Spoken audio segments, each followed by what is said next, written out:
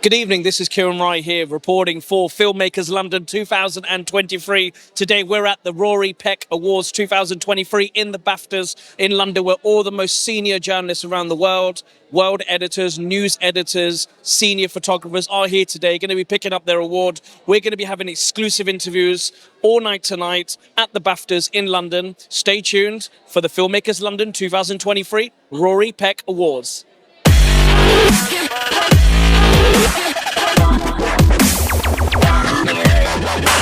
Good evening, welcome to the Rory Peck Awards 2023 at the BAFTAs. We have GAELLE Borgia, journalist.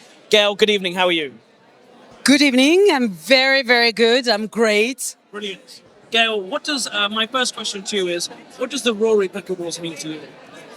To me, this award is a relief because this report was so hard to do. Yeah. It was physically hard. We walked for hours, for days. I think we did like 40 miles, but in the forest with a lot of hills, with not adapted shoes, under heavy rains. There was a cyclone, so the waters were rising, and we were in the water sometimes up to our necks, or up to here. And the currents were really high, so we had to hold on our guides.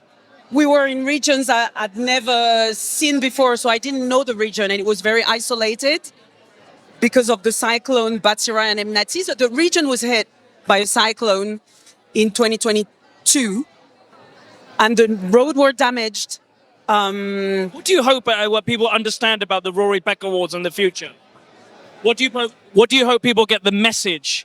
You know, it's been going around for such a long time. It's inspired people like you, you know, a magnificent award. What do you hope the message that can lead to the public and the people?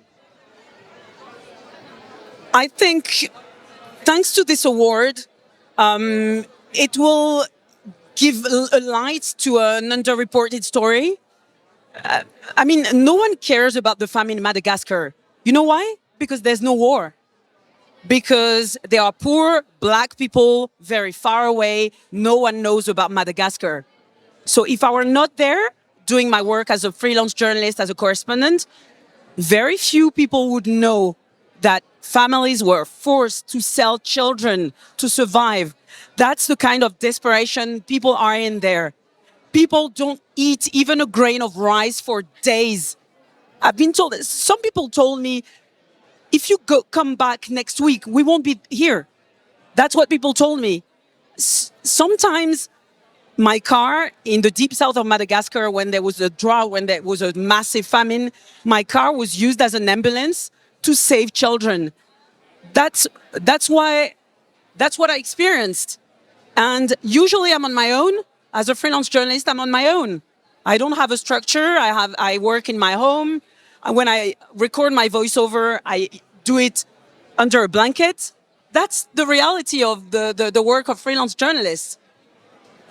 And GAELLE, what message can you tell to other inspiring filmmakers and journalists who continue to put their lives on the line in order to give us the great content? My message would be, as freelance journalists, we have to be committed. It's not a regular job. It's a sacrificing job. That's how I see it.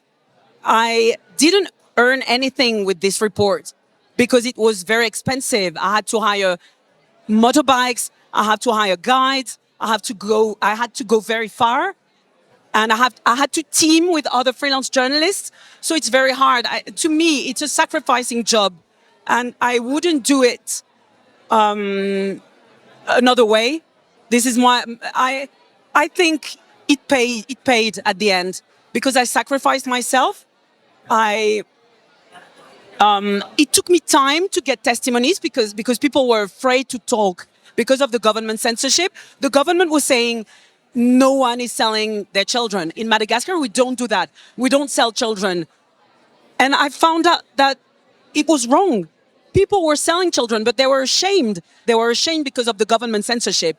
And I'm proud that I have done this story and that you guys in London, in Europe, can be aware of what happens in remote part of the world.